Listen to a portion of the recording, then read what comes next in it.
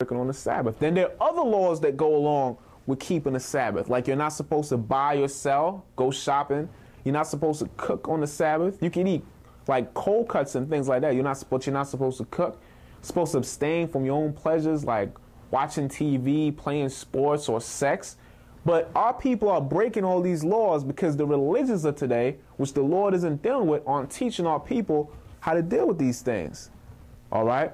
Now, this is the message that goes out to you so-called American Negroes, West Indians, and Hispanics. You real Jews, you real Israelites. We have to start keeping these laws. Because as stated when the program began, the reason why we're in the low condition we're in is because the Lord, according to the Bible, put a divine curse on us for breaking these laws. Let's read on. This is Leviticus 11:7. Another thing that these religions are teaching is you can eat anything you want. Is that in the Bible? No. According to the Bible, the Lord gave us things we can and can't eat. Let's get a few examples. This is Leviticus chapter 11, verse 7. It says, "And the swine," which is the pig, for those of you who don't know, "though he divide the hoof and be cloven-footed," meaning he has a split hoof, "yea, he cheweth not the cud, he is unclean." So the pig is supposed to be something that you consider vile and abominable. In other words, you don't want to eat that thing. Let's finish up. "Of their flesh, or the flesh of the swine or the pig, shall ye not eat." So you're not supposed to eat pigs, all that ham hocks, bacon, ham, pig's feet, and everything like that, and a lot of things that our people like to eat in Thanksgiving. According to the Bible, you shouldn't be eating that. This is the Bible. All right? But in these different churches and these religions, what do they say? Well, you could eat anything. They cook pig in the church. All right? Take home a plate, a ham hock plate. But that's totally against the Bible. So should we be following religion? The answer is no. We should be following the laws that the Lord set up for us in the Bible, and you should know your nationality. You so-called American Negroes, West Indians, and Hispanics, your real nationality, that you're the real Jews, the real Israelites.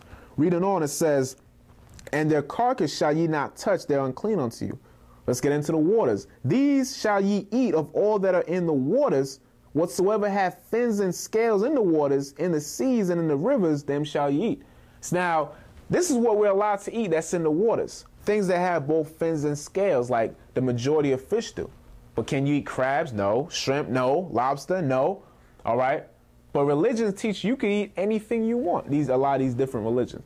Even Muslims who say you can't eat pork, they'll still eat shrimp and lobster. But that's against the Bible, even though a lot of Muslims claim to follow the Bible.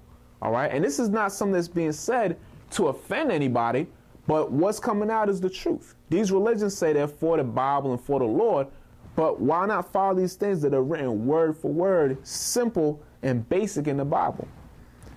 Verse 10, "And all that have not fins and scales in the seas and in the rivers, of all that move in the waters, and of any living thing which is in the waters, they shall be an abomination unto you." Anything that doesn't have fins and scales. So showing that what? The Lord isn't dealing with the religions of today.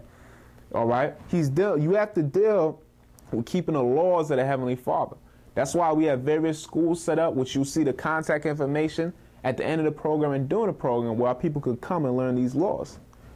Another lie that's being told by religions is that when Christ came, he came for everybody. Now, I know this is going to shock people, but let's prove that when Christ came, he only came for the nation of Israel, who today are being called so-called American Negroes, West Indians, and Hispanics, the real Jews. Because according to the Bible, the real Jews are people of color, and the real Jews are our people. This is Matthew 15:24. And this is Christ speaking. It reads, "But he," the he being Christ, "answered and said, I am not sent," meaning I'm not sent to anybody, "but or except unto the lost sheep of the house of Israel." So now Christ himself said he only came for the lost sheep of the house of Israel. So how do you fit the whole world into that? Let's get one more on that topic. This is Matthew 10, verse 5 and 6.